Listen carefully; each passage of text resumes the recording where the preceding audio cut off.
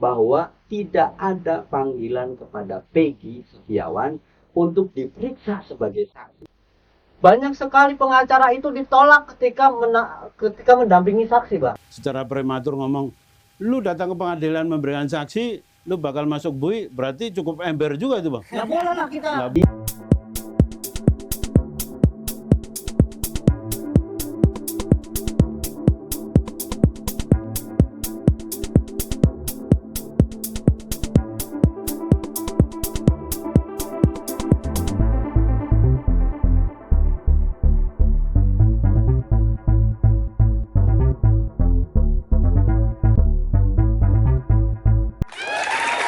Guys, ketemu lagi dalam INEX, Integra Eksaminasi.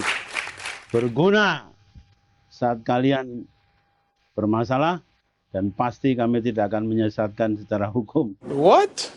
Kita berbincang-bincang dengan para pengacara senior, membahas tentang kenapa kasus Vina ini nggak kelar-kelar. Oh my God! Berjilid-jilid. Saya perkenalkan pengacara senior, silakan. Ya, saya Ade Purnama. Bang, Berapa tahun berprofesi sebagai pengacara, Bang? kurang lebih 8 tahun. 8 tahun. 8 tahun insya Allah udah sering makan asam garam ya? Iya. Bang Medi? Saya 7 tahun. 7 tahun lah. Sudah pernah hampir ketembak belum? Sudah hampir ditodong. Artinya relatif matang lah. Sama rekan saya ini adalah Bang Salman Manalu. Siap. Lawyer juga, Bang? Lawyer. Berapa tahun, Bang? Saya dari tahun 2021. 21. 3 tahun lah ya. Ya. Sudah menangani kasus pidana sering? Wah, ya lumayan. Siap. Sudah banyak.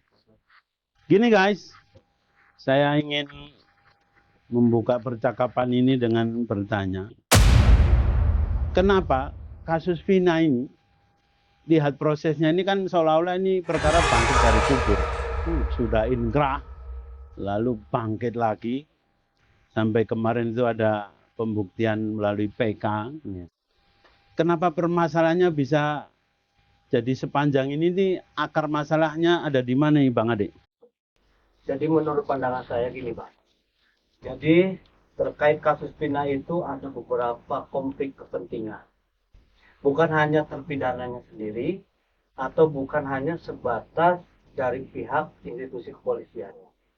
Tapi di sini juga saya lihat bahwa pengacara terdahulu yang menangani terpidana, 8 terpidana ini juga ada momentum.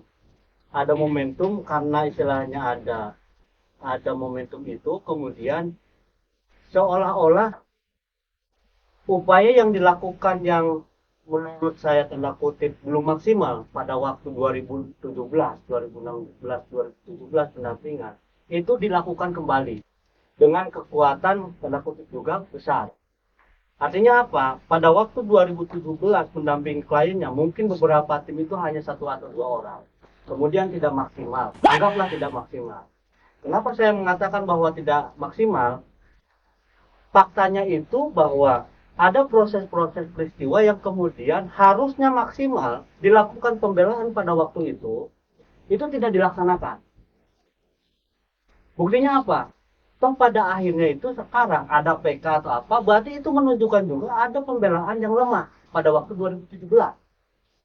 Itu yang pertama. Yang kedua, ini melihat istilahnya ada sesuatu yang kemudian ini kan ada eksistensi yang kemudian dari proses perkara Jessica, proses perkara-perkara yang istilahnya ada juga di Cirebon itu perangkat desa yang dilaporkan jadi tersangka padahal dia sebagai pelapor sehingga muncul ke publik. Nah, ini rentetan ini tidak terlepaskan dengan proses Vina ini, Bang. Karena apa? Ini mempengaruhi, berarti penegakan hukum juga supaya maksimal harus ada opini publik juga. Publik yang dilibatkan juga. No viral, no justice. Nah, ini yang menjadi faktor, Bang. Pertanyaan gua Bang, satu, tadi Abang bilang satu konflik kepentingan. Iya. Yang pertama nanti mau minta dijelaskan. Yang kedua, kalau abang bilang tadi bahwa pembelaannya saat tahun 2016-2017 itu tidak maksimal, tidak maksimalnya itu dari kacamata mana? Karena saya kira ya sebagaimana pada umumnya saat itu pengacaranya juga sudah melakukan pembelaan. Gimana, Pak? Oke. Jadi gini, ini pendapat saya dan keyakinan saya bahwa terkait masalah proses pidana itu, pendampingan pidana itu tidak semerta-merta harus mengikuti proses yang sudah dilakukan oleh penyidik begitu lancarnya. Misalkan, ada kejanggalan di awal proses penyidikan. Kenapa tidak dilakukan, istilahnya ada keberatan misalkan, bahwa ini ada proses. Ada tidak misalkan keberatan bahwa secara alibi para terpidana kliennya itu memang tidak ada di posisi itu. Kemudian kan ini proses tersangka itu ada gelar perkara. Nah, harusnya di proses penyidikan itu dalam pendampingannya itu dimaksimalkan. Jika ada gelar perkara di internal di kepolisian tidak memuaskan bagi pihak kuasa hukum, ada yang janggal terhadap hasil gelar perkara, kan bisa mengajukan gelar perkara supaya berimbang atau setidaknya tahu apa sih yang sebenarnya menjadikan dasar bahwa kliennya itu dijadikan tersangka atas pembunuhan, kan gitu. Sedangkan menurut daripada pendapat kliennya sendiri sama pengacaranya meyakinkan bahwa dia pada waktu kejadian tidak ada di situ. Siap. Bang Medi, misal gini. Bang Andi sudah menjelaskan bahwa apa? Upaya-upaya itu seharusnya dilakukan secara maksimal. Kalau misalnya saya jadi lawyer dia, saya bilang saya sudah maksimal. Yang jadi masalah adalah kekuatan kewenangan seorang pengacara, terdakwa, itu tidak memiliki tekanan yang kemudian sehebat sekarang ini. Bahwa kemudian seperti tadi Bang Andi bilang no viral no justice itu benar-benar adanya. Itu menurut Bang Medi fenomena bahwa pada akhirnya seorang pengacara kemudian tersangka terdakwa tidak memiliki ruang pembelaan sejak dini itu gimana? Bagi saya melihat fenomena kasus Vina 2016-2017 memang tidak viral. Satu. Jadi ada pembeda 2016 dengan sekarang. Kalau sekarang begitu masif, bahkan kemudian pengacara dari semua pihak terkait, itu semuanya punya pengacaranya itu.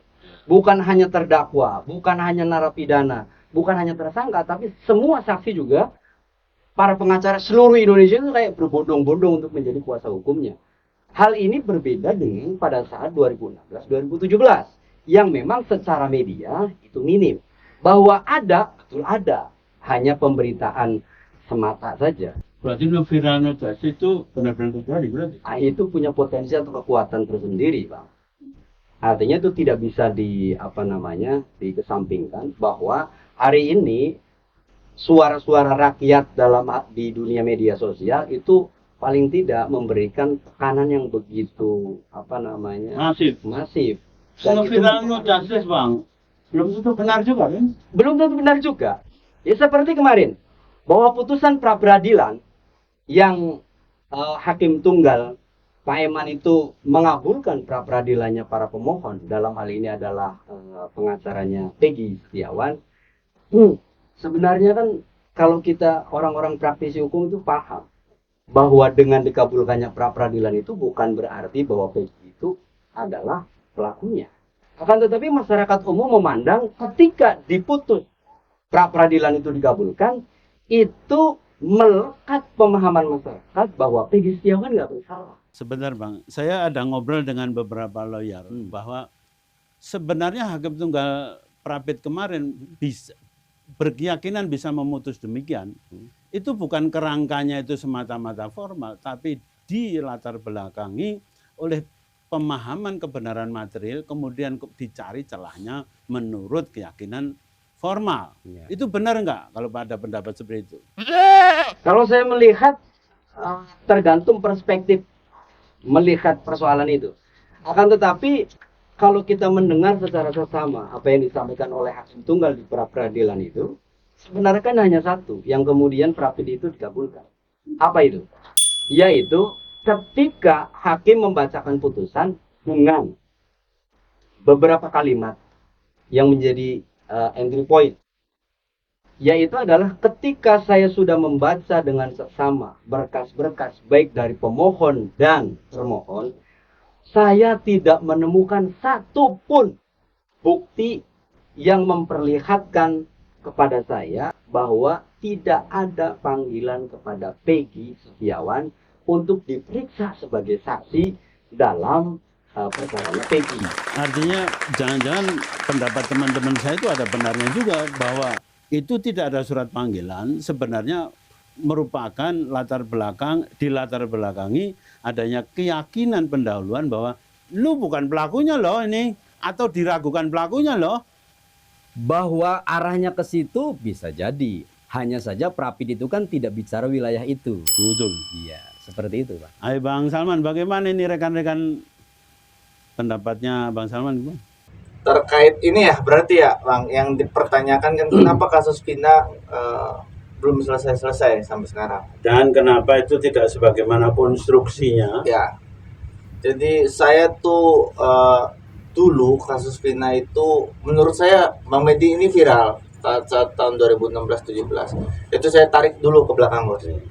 Bahwa saat itu saya semester 4 masih mahasiswa.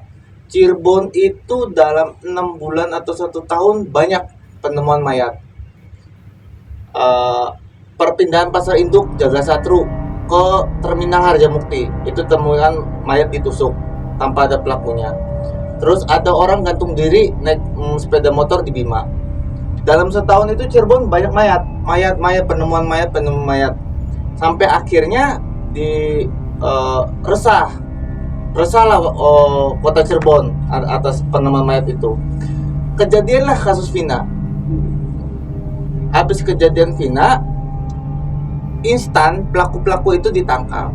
Akhirnya opini publik itu terbangun. Berarti polisi udah benar dengan segala cara menghalalkan segala cara penangkapan pelaku-pelaku ini. Maksudnya gimana nih? Maksudnya yang barusan? Iya, berarti kan nanti di ujungnya ada nih. Dengan polisi menghalalkan segala cara untuk menangkap pelakunya, dapat dukungan publik dari kota Cirebon karena imbas banyaknya mayat dan ketakutan. Akhirnya kenapa sampai sekarang belum selesai? Ya, rakyat Cirebon sendiri merasa tertipu. Rupanya yang kemarin ditangkap itu bukan pelaku sebenarnya. Kok bisa gitu? Kita kemarin saat ada geng motor ribut, pacaran, diperkosa lalu dibunuh, kemudian ditangkap secara cepat, rupanya itu bukan pelakunya. Itu juga kan bisa kena juga ke kita. Ya. Bisa kena bagaimana kita saat bukan pelaku dianggap pelaku. Jadi semua warga yang kecewa itu bareng-bareng mengawal.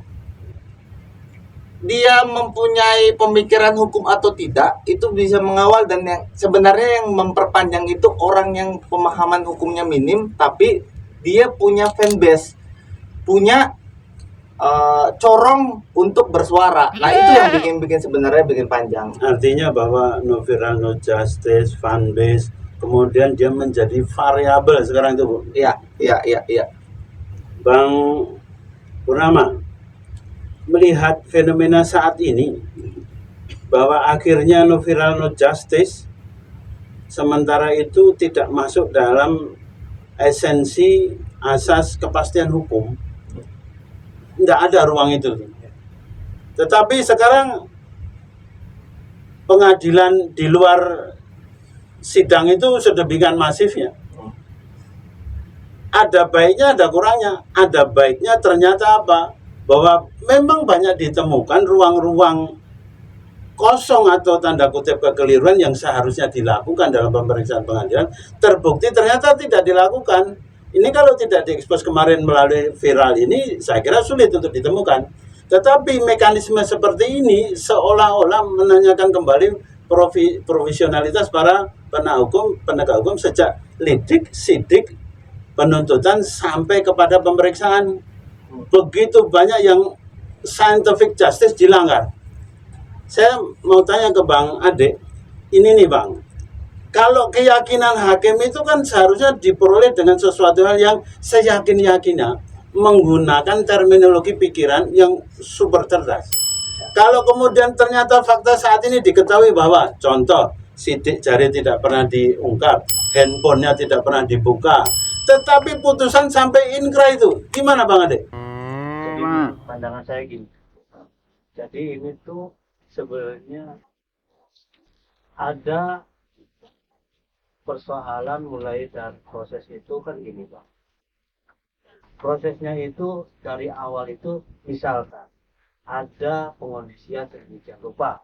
Terbukti dengan sekarang itu ada saksi-saksi yang menyatakan bahwa keterangan pada waktu proses penyidikan maupun keterangan pada proses pengadilan, kesaksian pengadilan itu dicabut dengan semerta-merta pada hari ini. Gitu. Nah, ini juga di sisi proses hukum yang berjalan sekarang. Proses berjalan sekarang ini ada manfaatnya. Mohon maaf saya potong Bang. Tadi Abang bilang bahwa sekarang nyata bahwa keterangannya dicabut. Iya. Kalau misal kemudian ya, dalam peristiwa pidana kita kan mencari kebenaran material. Iya. Tetapi ada seorang pengacara terkenal ngomong, lu kalau datang di pengadilan berarti lu bakal masuk penjara. Karena apa? Karena lu berarti bohong pada saat memberikan keterangan di persidangan. Gimana itu Bang? Jadi gini Bang, kalau misalkan terkait masalah orang, ada kesalahan di masa lalu sehingga berisiko pada orang lain, apalagi kesaksiannya itu menyebabkan seseorang itu menjadi terhukum, menjadi pidana. Ini kan dilihat dari faktornya Bang. Ya. Faktornya apa? Si saksi-saksi ini menerangkan tidak sesuai dengan fakta, kan gitu. Ya. Ini yang harus ditelusuri. Iya betul.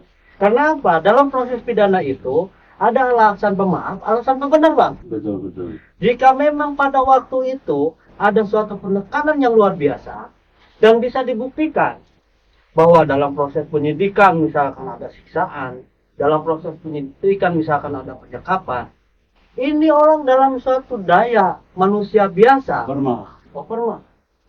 Dan kemudian ini yang memaksanya itu bukan orang yang istilahnya memang tidak punya kewenangan. Pertama ada kewenangan, ada kekuasaan. Dan itu dalam di bawah penguasaannya.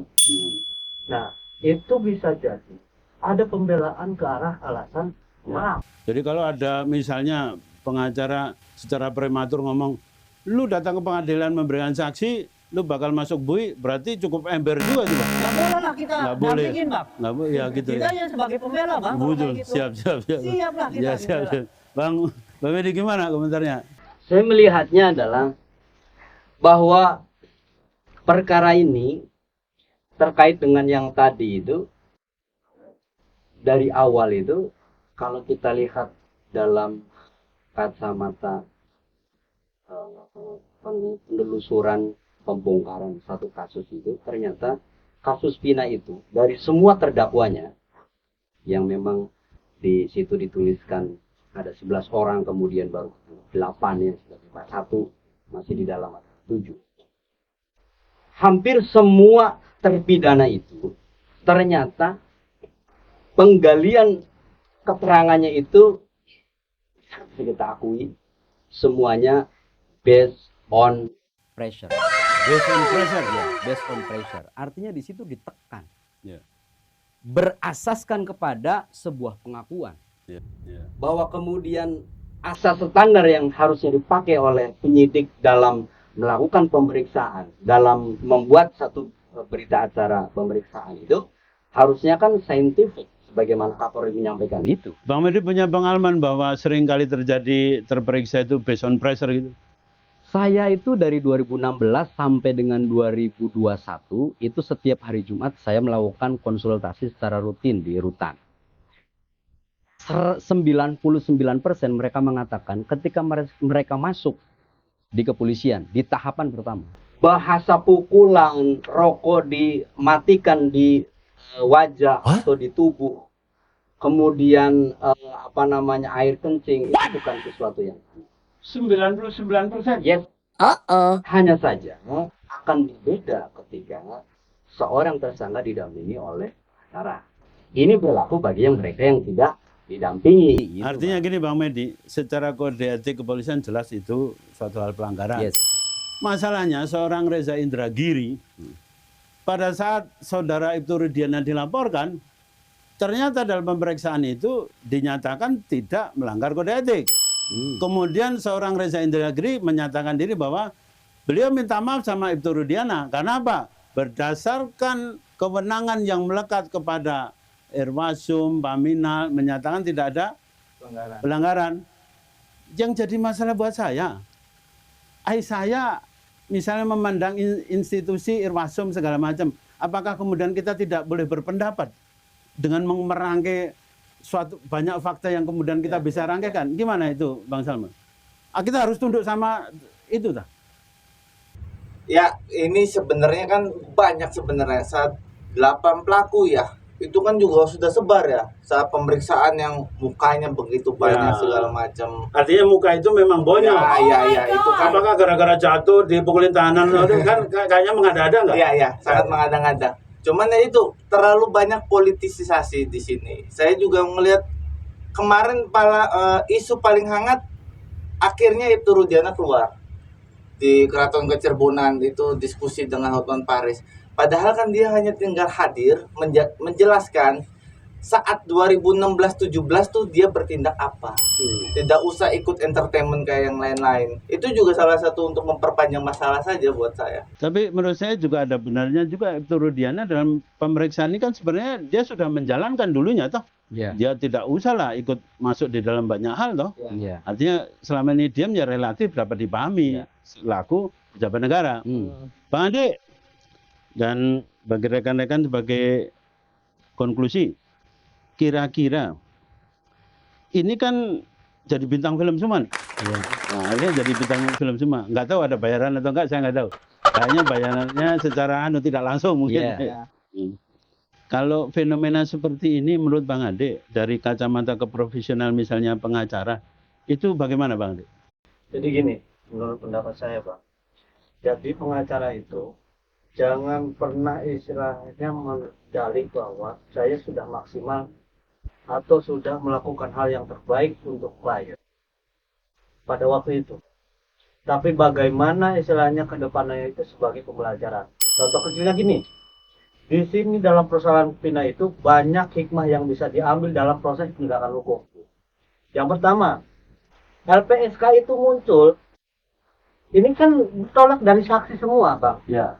Kenapa istilahnya ini muncul bisa melakukan PK, ada alasan PK, ini kan karena dibuka ruang kesaksian, Bang. Iya. Kesaksian dari, apakah kesaksian dari pada peristiwa waktu proses penyidikan, atau saksi-saksi yang berdasarkan penelusuran sendiri, seperti Deddy Mulyadi atau apa. Iya. Nah, ini menjadi pembelajaran dalam proses hukum. Karena apa? Oh, berarti terlalu rentan saksi itu dibiarkan sendiri. Dan ini LPSK itu kan mulai terbentuknya dari dulu sampai sekarang itu kan seolah-olah hanya bentukan negara yang kemudian menunggu aduan, menunggu apa? Pasif. Pasif kan. Sedangkan di situ kan udah mengeluarkan anggaran, Pak. Ya. Sudah mengeluarkan anggaran, terusnya ada komisioner juga istilahnya menyedot anggaran. Tapi posisinya itu tidak pernah istilahnya memaksimalkan bahwa rentan sekali proses pidana itu harus seluruh pihak yang berkaitan itu didampingi oleh LPSK. Ya. Nah, terus fenomena yang kedua, banyak sekali pengacara itu ditolak ketika mendampingi saksi, Bang. Ya. Baik proses di kejaksaan misalkan, atau proses penyidikan di KPK. Bahwa ini baru saksi, ngapain didampingi pengacara? Nah, sedangkan pembukaan tabir ini terbukti sekarang, Bang, bahwa semua saksi juga perlu untuk didampingi sama pengacara. Ya. Jadi harusnya jangan sampai menjadi debatable dan jadi istilahnya perdebatan lagi antara penegak hukum, baik pengacara, KPK, kejaksaan mau kepolisian, bahwa saksi itu butuh didampingi sama pengacara. Artinya saksi itu diperiksa menjadi bahan nanti untuk kemudian penyidikan toh. Iya. Jangan sampai setelah penyidikan baru ada lawyer kan gitu. Iya. Karena bahannya justru pada saat jadi saksi kan. Iya. Artinya logikanya kan urut. Iya. Lu masa mau makan nasi goreng tapi lu nggak memperhatikan tentang nasinya, bahannya toh. Iya. Terima kasih. Nggak usah ada khawatir. Betul betul. Nggak usah ada kekhawatiran penyidik kepolisian, kejaksaan maupun KPK. Saksi didampingi sama pengacara. Betul. Karena apa? Mendampingi itu kan tidak bisa berbicara, ikut Betul. bicara. Betul. Kan pasif. Betul. Itu semuanya tahu penegak hukum. Kenapa Ngapain dihalangi gitu ya? takut? Kenapa takut sih kalau Ya. misalkan ada saksi didampingi sama pengacara? Betul. Kan itu persoalannya. Ya. Sedangkan terbukti dalam pembangunan hukum sekarang, terbukti bahwa pengacara itu adalah satu garda terdepan dalam proses penyidikan ini, dalam proses pidana ini, sampai mencari keadilan sampai ke PKP. Sangat Pengacara ini, betul. pengacara yang berperan. Artinya tidak berlebihan kalau kemudian lawyer dia katakan sebagai penegak hukum Iya. instrumen kelima. Soalnya apa, Bang? Masalah saksi gantung sama pengacara saja. Para pengacara itu rekan-rekan kita di Jakarta banyak yang merugi ke MK. Ya Dan betul. ditolak, Bang. Ditolak sampai sekarang tidak ada putusannya, Bang. Iya. Makanya itu jangan pernah antipati bahwa pengacara itu dimanapun berada, itu pasti istilahnya tidak akan menghalangi. Artinya dapat kemudian berasan terjadi suatu pemikiran bahwa saat menjadi saksi tidak didampingi oleh pengacara, maka sebenarnya lu punya sesuatu nih. Nah, itu kan ujungnya Iya, gitu. kalau lu fair, apalagi dalam undang-undang dinyatakan pembelaan sejak dini, harusnya relevan dong. Iya, nah seperti itu, Bang. Bang Medi, ini kan konstruksinya kepastian hukum sekarang itu kemudian terbukti bahwa apa? Dalam pemeriksaan baik dalam periode lidik, sidik, penuntutan sampai pemeriksaan, fakta menunjukkan banyak kisah yang ternyata tidak profesional, unprofessional conduct. Kemudian alhamdulillah melalui No Justice No Viral, Iya. kemudian seolah-olah ada monitoring. Iya. Menurut Bang Medi, ini berarti ada sesuatu yang salah. Bahwa apa? Ternyata juga banyak dibaca oleh awam, komisi-komisi kode etik di dalam internal masing-masing bisa jadi juga bermasalah gitu. Ya. Bisa jadi bermasalah. Kenapa? Bahwa kemudian urutan pertanyaan itu beserta temanya tidak dipublikasi. Iya. Jenis pertanyaannya bagaimana, apakah ikut mengcounter konstruksi kekosongan-kekosongan itu ternyata tidak dipublikasi. Menurut Bang Medi bagaimana? Saya termasuk orang yang tidak mudah percaya terhadap putusan satu lembaga.